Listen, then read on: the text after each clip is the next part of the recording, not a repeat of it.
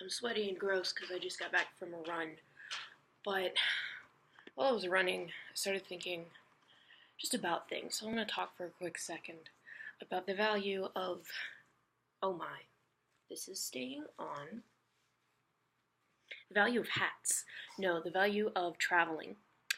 Because traveling, I read an article a while back about how traveling is like the new age way to like go on an adventure while still being safe, kind of. You don't have to slay a dragon, you just have to go to South America, which I've actually never been to. Would love to though. But when I was like 12 or 13, I forget. If someone knows, comment. I went to Istanbul in Turkey. And up until that point, I'd only ever been to places in Europe. And as we all know, Europe and America are largely Christian. I had never been to a Muslim country before. And Turkey's not even the most Muslim country there is. It's like a gateway for people, like gateway Islam. Like, hey, we're not too Muslim here, so like come in, figure it out. It's like, oh, okay. It's like so white people feel safe, you know? But there were a lot of things that I just didn't know going into it. And traveling there, I was able to learn it. You know, my parents were explaining to me why every now and then these voices were coming on over these massive intercoms over the whole city. I didn't know about praying 5 times a day. Just didn't. It's not something I grew up with. How would I know? I mean, schools actually taught us about other religions and cultures, then maybe I would have known. And then when we went to visit the Blue Mosque, which is a very famous, huge, gorgeous mosque in the city, when we were leaving that day, I remember my mom saying, don't forget to bring your scarves. And it was because it was the summer, so we were in shorts and tank tops and stuff, and my mom and dad had read up and found out that in order to go into the mosque, you have to cover your legs and your head. So we, even though at the mosque actually, which I thought was interesting, they were passing out like, I don't know, sheets, just kind of cheap cloth for tourists to cover up before they went in, but we were prepared. We had these big wide scarves that we had gotten, probably in Greece I think, wrapped around our legs, over our heads. And it wasn't a big deal, I guess, because I was so young. Like, I knew the concept of a hijab and all that, and I knew in theory that, like, okay, Muslim women cover their hair. You know, this was something I was aware of at that age. But to be introduced to that idea of having to do that, having to respect their culture and their customs and their religion, because I was literally in their house, being introduced to that so young, I think was hugely influential in me being able to continue to keep that mindset throughout the rest of my life.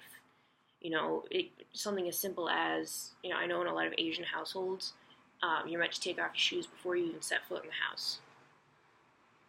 Not a big thing. Thank you, Chicago traffic. Not as big of a thing as covering up before you step into a mosque, but it's still something that, I make that connection to. So, personally, and I know that travel is ridiculous because of how expensive it is, and obviously not everyone can travel.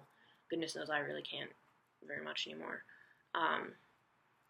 But I think it just kind of points out how important it is to get kids acquainted with other cultures at a young age. You don't have to go all the way to Istanbul. You could just take your kids down to a mosque and point at it and say, now these people here are a bit different than us. And that's okay. They believe in something a little bit different. And if we want to go inside, we have to listen to them. I think that's the real point I'm getting at.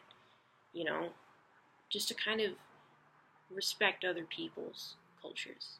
If you want to step in their house, you gotta follow their rules. They're not doing it to be mean. They're not doing it to get you somehow. It just kind of is the way it is. Every house, I say house very vaguely, nebulously now, could be a family's house, a religion, a country, a culture, anything. Every house has its own set of rules. And as people coming from outside that house, it is our responsibility to respect those rules. And I really wish more people would get that. It's just a simple baseline respect. That's it. Take off your shoes, cover your hair, bow, whatever it might be.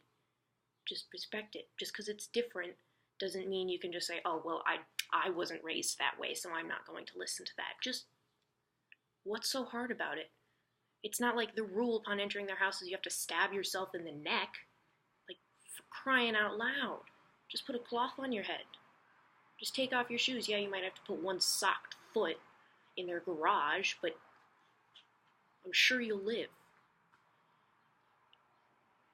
That's all. If I talk anymore, I'll start to drone and preach.